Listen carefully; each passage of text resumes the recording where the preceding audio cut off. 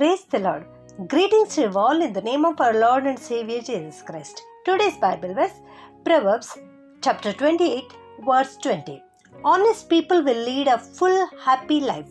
ಜ್ಞಾನೋಕ್ತಿಗಳು 28ನೇ ಅಧ್ಯಾಯ 20ನೇ ವಚನ.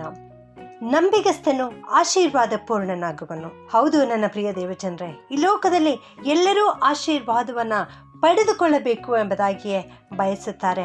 ಅದು ಅರ್ಧಮರ್ಧ ಆಶೀರ್ವಾದವಲ್ಲ, ಸಂಪೂರ್ಣವಾದ ಆಶೀರ್ವಾದ ಪೂರ್ಣನಾಗಬೇಕು ಎನ್ನುವುದೇ ಎಲ್ಲರ ಬಯಕೆಯಾಗಿದೆ. ಹಾಗೆಯೇ ನಮ್ಮ ಕರ್ತನ ಚಿತ್ತವೂ ಕೂಡ ಅದೇ ಆಗಿದೆ. ನಾವು ಪರಿಪೂರ್ಣವಾದ ಆಶೀರ್ವಾದ ಹೊಂದಿಕೊಳ್ಳಬೇಕೆಂಬುದೇ ನಮ್ಮ ಕರ್ತನ ಚಿತ್ತವಾಗಿದೆ. ಪ್ರಿಯರೇ, ಈ ಲೋಕದ ಆಶೀರ್ವಾದಗಳು ಇವೆ, ಹಾಗೆಯೇ ಆತ್ಮೀಕ ಆಶೀರ್ವಾದಗಳು ಕೂಡ ಇವೆ, ಉನ್ನತವಾದ ಆಶೀರ್ವಾದಗಳು ಕೂಡ ಇವೆ, ನಿತ್ಯತ್ವಕ್ಕೆ ಬೇಕಾದ ಆಶೀರ್ವಾದಗಳು ಕೂಡ ಇವೆ. ಆದರೆ ನಮ್ಮ ಕರ್ತನಾದರೂ ಈ ಲೋಕದಲ್ಲಿರುವ ಎಲ್ಲ ರೀತಿಯ ಆಶೀರ್ವಾದಗಳನ್ನು ಮತ್ತು ಆತ್ಮೀಕ ಆಶೀರ್ವಾದಗಳನ್ನು ಕೂಡ ನಮಗೆ ಕೊಡಬೇಕು ಎಂಬುದಾಗಿ ಬಯಸುತ್ತಾರೆ. ಆ ರೀತಿ ನಾವು ಆಶೀರ್ವಾದವನ್ನು ಪಡೆದುಕೊಳ್ಳಬೇಕಾದರೆ ನಾವು ನಂಬಿಗಸ್ತರಾಗಿ ಜೀವಿಸಬೇಕು. ಪ್ರಿಯರೇ, ನಂಬಿಗಸ್ತನು ಆಶೀರ್ವಾದ ಪೂರ್ಣನಾಗುವನು. ಯಾರು ನಂಬಿಗಸ್ತರಾಗುತ್ತಾರೋ ಅವರು ಆಶೀರ್ವಾದವನ್ನು ಹೊಂದುತ್ತಾರೆ. ಒಂದು ವೇಳೆ ನೀನು ಇವತ್ತು ಪರಿಪೂರ್ಣನಾಗಬೇಕು, ಪರಿಪೂರ್ಣವಾದ ಆಶೀರ್ವಾದವನ್ನು ಹೊಂದಿಕೊಳ್ಳಬೇಕೆಂಬುದಾಗಿ ನೀನು ಇಚ್ಛಿಸುತ್ತಾ ಇರುವುದಾದರೆ ಅದಕ್ಕೆ ಒಂದೇ ಒಂದು ಮಾರ್ಗವಿದೆ. ಅದ್ಯಾವುದೆಂದರೆ ನಂಬಿಗಸ್ತಿಕೆ ಅನ್ನೋ ಮಾರ್ಗವನ್ನು ನೀನು ಹುಡುಕಿ ಹೋದರೆ, ಆ ಮಾರ್ಗವನ್ನು ನೀನು ಹಾದು ಹೋದರೆ ನೀನು ಕರ್ತನಿಂದ ಪೂರ್ಣವಾದ ಆಶೀರ್ವಾದವನ್ನು ಪಡೆದುಕೊಳ್ಳುತ್ತೆ.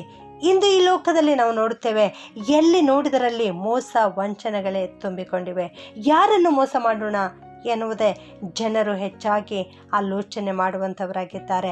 ಆದುದರಿಂದ ಯಾರನ್ನೂ ಕೂಡ ನಂಬಲಿಕ್ಕೆ ಸಾಧ್ಯವಿಲ್ಲ. ಕೀರ್ತನೆಗಾರನು ಕೀರ್ತನೆ 12:1 ಈ ರೀತಿ ಹೇಳ್ತಾನೆ, ಕರ್ತನೇ ರಕ್ಷಿಸು, ಭಕ್ತರು ಮುಗಿದು ಹೋಗಿದ್ದಾರೆ, ಜನರೊಳಗೆ ನಂಬಿಕೆಯುಳ್ಳವರು ಕಾಣಿಸುವುದೇ ಇಲ್ಲ ಎಂಬುದಾಗಿ. ಇದೇ ವಾಕ್ಯವನ್ನು ಸೊಲೊಮೋನನು ಕೂಡ ಈ ರೀತಿ ಬರೆಯುತ್ತಾನೆ, ಜ್ಞಾನೋಕ್ತಿ 26 ನಂಬಿಗಸ್ತನಾದ ಸ್ನೇಹಿತನು ಎಲ್ಲಿ ಸಿಕ್ಕುವನು ಎಂಬುದಾಗಿ. ಹೌದು, ನಂಬಿಗಸ್ತರು ಈ ಲೋಕದಲ್ಲಿ ಸಿಗುವುದು ಬಹಳ ಕಷ್ಟವಾಗಿದೆ. ಮೋಸದ ಮಾರ್ಗದಲ್ಲಿ ಹಣವನ್ನು ಸಂಪಾದಿಸಬೇಕೆಂಬುದೇ ಜನರಿಗೆ ಒಂದು ತರವಾದ ಹುಚ್ಚು ಹಿಡಿದಿದೆ. ಯಾವ ಮನುಷ್ಯನು ಕರ್ತನ ಮುಂದೆ ನಂಬಿಗಸ್ತನಾಗಿ ಜೀವಿಸ್ತಾನೋ ಅಂಥವನು ದೇವರಿಂದ ಆಶೀರ್ವಾದವನ್ನು ಹೊಂದಿಕೊಳ್ಳುತ್ತಾನೆ. ಅನ್ಯಾಯದ ಧನ ಎಂದರೆ ದುರಾಸೆಯಿಂದ ಸಂಪಾದಿಸಿರುವ ಹಣ, ಲಂಚದಿಂದ ಸಂಪಾದಿಸಿರುವ ಹಣ, ಮೋಸ ಮಾಡಿ ಸಂಪಾದಿಸಿರುವ ಹಣ, ಸುಳ್ಳು ಲೆಕ್ಕಗಳನ್ನು ಬರೆದು ಸಂಪಾದಿಸಿರುವ ಹಣ. ಇಂಥ ಹಣವನ್ನು ನಾವು ಸಂಪಾದಿಸಬಾರದು ಪ್ರಿಯರೇ. ಈ ರೀತಿ ನಾವು ಸಂಪಾದಿಸಿರುವುದಾದರೆ ಅದು ಕರ್ತನ ನಾಮಕ್ಕೆ ಧಕ್ಕೆ ಬರುವಂಥದ್ದಾಗಿದೆ, ಅಪಕೀರ್ತಿಗೆ ಗುರಿ ಮಾಡುವಂಥದ್ದಾಗಿದೆ. ಹೀಗೆ ಸಂಪಾದನೆ ಮಾಡಿರುವ ಹಣದಿಂದ ನಮಗೆ ಸಂತೋಷ ಸಿಗುವುದಿಲ್ಲ, ಸಮಾಧಾನ ಸಿಗುವುದಿಲ್ಲ. ಯಾರೂ ಕೂಡ ಹಣದಿಂದ ಸಮಾಧಾನವನ್ನು ಕೊಂಡುಕೊಳ್ಳಲಿಕ್ಕೆ ಸಾಧ್ಯವಿಲ್ಲ. ನಿನಗೆ ಶಾಂತಿ ಬೇಕು, ಸಮಾಧಾನ ಬೇಕೆಂದರೆ ನೀನು ಕರ್ತನ ಬಳಿಯೇ ಬರಬೇಕು. ಕ್ರಿಸ್ತನು ನಿನಗೆ ಶಾಂತಿಯನ್ನು ದಯಪಾಲಿಸುತ್ತಾನೆ. ಒಂದು ವೇಳೆ ನೀನು ಅನ್ಯಾಯದಿಂದ ಹಣವನ್ನು ಸಂಪಾದಿಸಿರುವುದಾದರೆ ಆ ಹಣವನ್ನು ಡಾಕ್ಟರ್ಗೋ, ವಕೀಲರಿಗೋ, ಪೊಲೀಸರಿಗೋ ಕೊಟ್ಟು ಖರ್ಚು ಮಾಡಿ ನೆಮ್ಮದಿಯನ್ನು ಕಳೆದುಕೊಳ್ಳಬೇಕಾಗುತ್ತದೆ.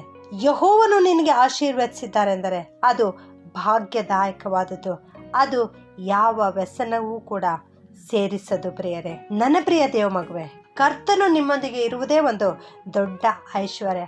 ಆದುದರಿಂದ ನೀನು ಆಶೀರ್ವಾದ ಪೂರ್ಣನಾಗಬೇಕಾದರೆ ಕರ್ತನ ಮುಂದೆ ನಂಬಿಗಸ್ತನಾಗಿರೋ. ದೇವರು ನಿನ್ನನ್ನು ಆಶೀರ್ವಾದ ಪೂರ್ಣನನ್ನಾಗಿ ಮಾಡುತ್ತಾರೆ. ಪ್ರಾರ್ಥನೆ ಮಾಡಿಕೊಳ್ಳೋಣ.